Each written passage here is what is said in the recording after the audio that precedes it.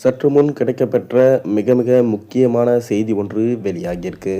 ஸ்டாலினை டெல்லிக்கு தூக்கிய அமலாக்கத்துறை.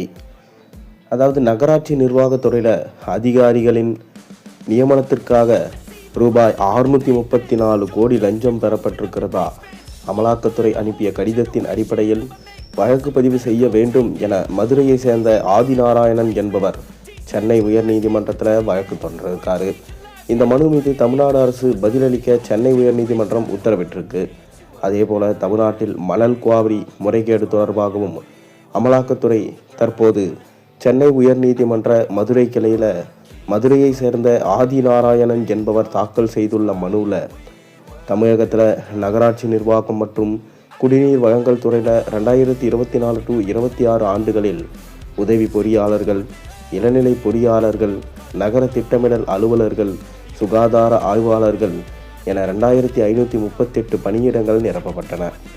இந்த நியமனத்தின் போது ஒவ்வொரு பணியிடத்திற்கும் 25 லட்சம் முதல் 35 லட்சம் வரை லஞ்சம் பெறப்பட்டு பணி நியமனம் நடைபெற்றதாகவும் ரூபாய் 634 கோடி அளவுக்கு ஊழல் நடைபெற்றுள்ளதா தகவல்கள் வெளியாயிருக்கு.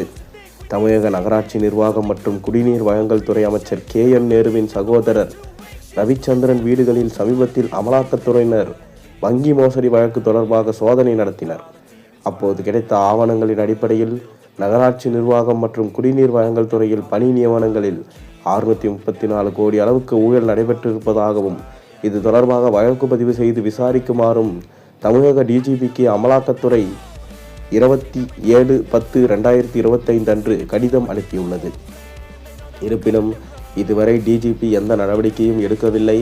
அமலாக்கத்துறை கடிதத்தின் பேரில் உள்துறை செயலாளரிடம் ஒப்புதல் பெற்று வழக்கு பதிவு செய்து நடவடிக்கை எடுக்க DGPக்கு உத்தரவிட வேண்டும். இவ்வாறு அந்த மனுவில் கூறப்பட்டிருந்தது.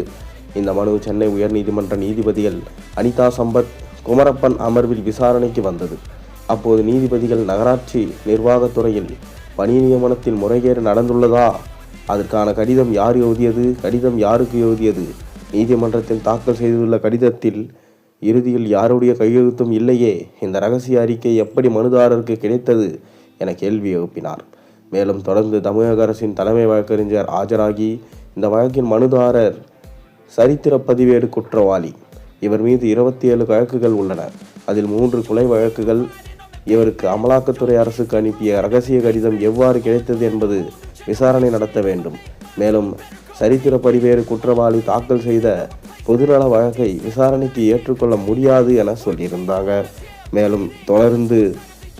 மேலும் இந்த வழக்கை விசாரிக்க ஜனவரி 23ஆம் தேதி தள்ளி வச்சாங்க நீதிபதிகள். தொடர்ந்து ஸ்டாலின் அவர்களை டெல்லிக்கு அழைத்து சென்று விசாரிக்கவும் அமலாக்கத்துறைக்கு கோர்ட் உத்தரவிடவும் வாய்ப்புள்ளதாக தற்போது தகவல்கள் கிடைத்திருக்கிறது.